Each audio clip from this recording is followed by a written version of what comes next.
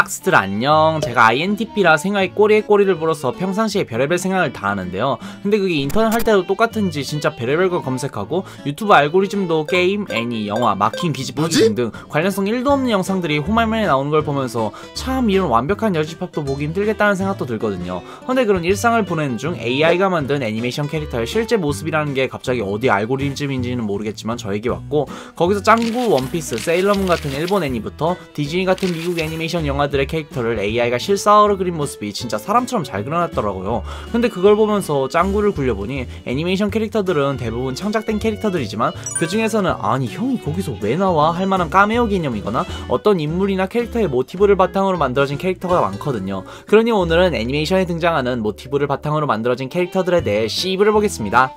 경고, 오늘도 한결같은 개소리 영상입니다. 날씨 더운데 조심하세요.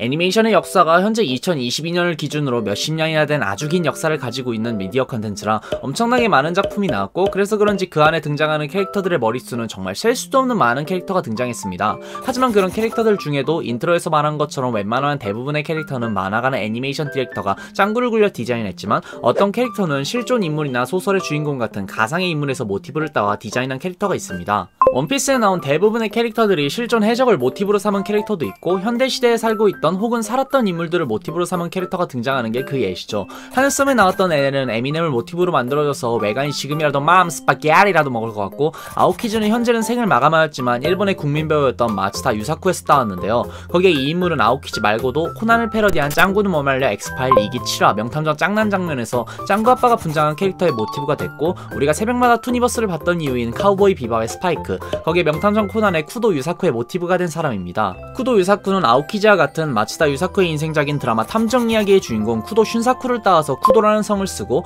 평상시에는 개그적인 모습을 보여주지만 할 때는 하는 모습을 보여줬습니다. 그뿐 아닌 한국어로 송보윤, 일본어로 마츠다 진페이라는 캐릭터도 마츠다 유사쿠를 모티브로 삼아 캐릭터의 트레이드마크가 파마몰이었죠. 거기에 첫 등장 때인 폭탄 터지기 일보 직전이었지만 폭탄 옆에서 담배 오지게 빨면서 당신을 꽤 좋아했어 라며 개 연병을 떨어져 꼈던 흔들리는 경시청 에피소드에서는 하얀 피부로 등장했지만, 요즘 방영되고 극장판까지 제작되는 5인조 남자 아이돌 경찰 동기조 에피소드에서는 까무잡잡한 피부로 바뀌어서 모티브된 인물을 잘 표현했다고 할 수 있는데요. 이런 식으로 실제 인물을 모티브로 삼는 캐릭터들, 그러니 오늘은 이런 캐릭터들을 한번 떠들어 볼게요. 먼저 알아볼 만한 명탐정 코난, 저번에 제가 알고보니 피해자가 개에 꼈던 사건 영상에서 말했던 오사카 세계의 K 사건에서는 카메오 개념으로 3명의 캐릭터들이 등장합니다. 그 사건의 무대라고 할 수 있는 과학 3호기 레스토랑의 오픈 파티 현장, 그 에피소드의 첫 장면에서는 3명의 코난 OST를 부른 가수를 모티브로 삼은 캐릭터가 등장합니다. 먼저 코마츠 미오, 뒤에 말한 두 캐릭터와 다르게 따로 등장하는 에피소드는 없고 그냥 딱 지나가는 까메오 캐릭터의 느낌이지만, 개인적으로 이분이 불렀던 노래인 수수께끼라는 코난 오프닝이 기억나거든요.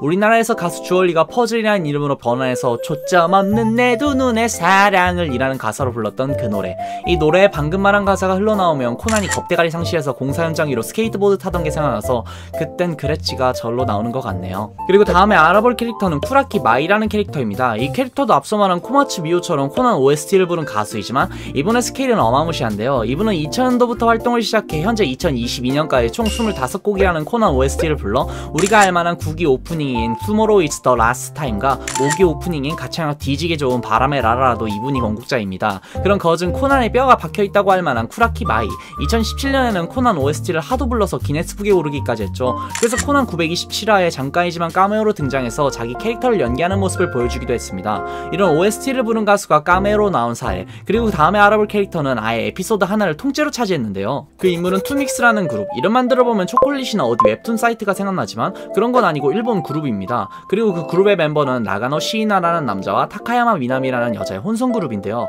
근데 이 타카야마 미나미라는 사람은 코난 성우입니다. 그래서 한국에서 미방영됐지만 코난 81, 82화에서는 투믹스라는 그룹을 대놓고 언급하며 등장시킨 오리지널 에피소드가 있었고, 거기서 타카야마 미나미는 코난을 연기하며 자기 자신이 자기 자신을 모티브로 만든 캐릭터를 연기하는 모습을 보여줬습니다. 거기에 코난과 함께 1인 2역을 연기하는 모습을 보여줘 탐조단 친구들이 둘이 목소리가 반방이네요 느낌으로 대사치는 성우 개그 장면도 있었습니다. 이런 식으로 자기 만화의 OST를 불러줬던 가수들을 모티브로 만들고 때로는 에피소드에 등장시켰던 명탐정 코난, 그리고 다음에 알아볼 만화도 코난과 같은 탐정 만화 탐정만 하지만 그 결은 현재 한숨만 나오는 코난의 시점으로 보면 차원이 다른 소년탐정 김전일입니다. 소년탐정 김전일, 잔인 호러라는 컨셉이 기가 막히게 잘 맞는 탐정만 하지만 지금 보면 로컬라이징 잘못해서 시즌이 거듭될 때쯤에는 소년탐정이 아니라 교포탐정 김전일이 돼버린 탐정 만화입니다. 하지만 진짜 하나같이 범인들이 불쌍하고 피해자가 진짜 싸가지가 없는 놈들이 대부분인 아비규환의 세계가 아니라 이거 해달라는 사람이 많으니 좀만 기다려줘요 박스들. 친절하게 말하지만 협박.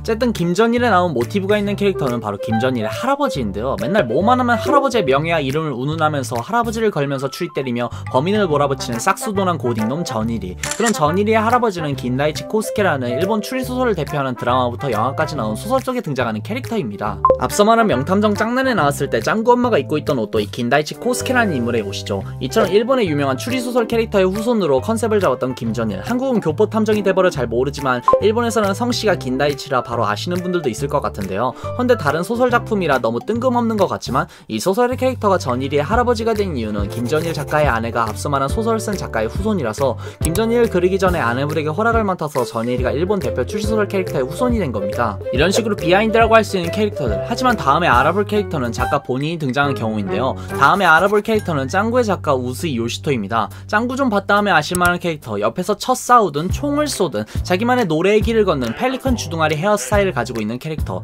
이 캐릭터는 작가를 의인화한 캐릭터로 극장판에서 카메오로 등장한 캐릭터입니다. 그래서 이름도 우스이로 등장해 5기 암흑마왕 대추석에서는 전국노래자랑 예선장수 물어보다 처맞고 6기 돼지발굽 대작전에서는 아시아 노래 선수권 대회 장수 찾다가 두들겨 맞고 7기 온양온천 누나 케이퍼 아니 온천 부글부글에서는 도망치는 역할로 나와 자학개그를 하며 웃음을 주었습니다. 그리고 우스이 작가의 캐릭터는 극장판이 아닌 본편에도 등장했는데요. 우리나라에서는 이연세 만화가를 패러디한 이한세, 원작에서는 요시 우스토라는 우스이 요시토를 패러디해서 만든 캐릭터로 등장해 맨날 짱구한테 두드려 맞으며 우리에게 정말 큰 웃음을 준 캐릭터였습니다.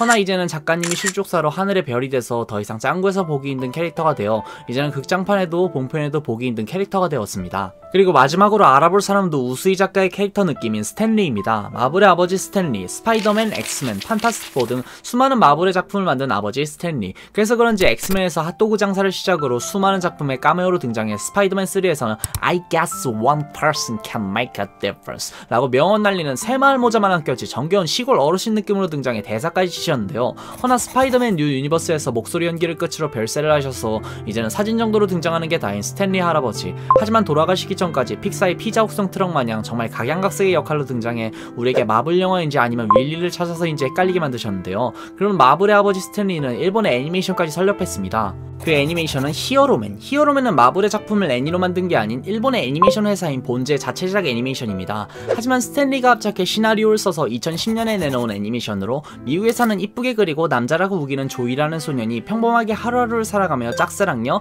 양아치, 유일한 친구 같은 여러 학교 친구를 만나며 평범한 학교 생활을 하는 중 우연히 부서진 장난감을 발견해 집에 와서 고치게 되지만 그때 조이의 방에 번개가 떨어지고 번개 맞은 그 장난감이 히어로맨으로 각성해 미국을 위협하는 악의 무리를 해치운다는 히어로물의 정석인 작품입니다. 그리고 이 만화도 원작을 스탠리가 담당해 카메오 느낌으로 조이가 알바하는 곳에 손님으로서 1화에 등장하고 오프닝에도 등장하는 모습을 보여주는데요. 이런 아메리칸 느낌이 물씬하는 히어로물에 원작을 스탠리가 써서 2010년 그 당시 기대감이 만땅이었던 히어로맨. 얘기만 들어보면 지금이라도 찾아보고 싶지만 문제는 이 애니가 재미가 없어서 존망했다는 건데요. 솔직히 여기서 이 애니메이션 존재한다는 걸 모르는 사람이 대다수잖아요. 네, 선장님. 물론 일본에서 미국 애니메이션을 건드리면 파워퍼프걸 짓골라고 마블을 건드리면 우울버린가 캡틴 마블 비주얼만 남은 헤헤 우리 장난감 사주세요 시리즈 같은 망작을 찍어내는 느낌이 강해 어찌 보면 당연하다고 생각이 들지만 그럼에도 마블의 아버지가 담당했다는 거에 의미가 큰 것 같네요.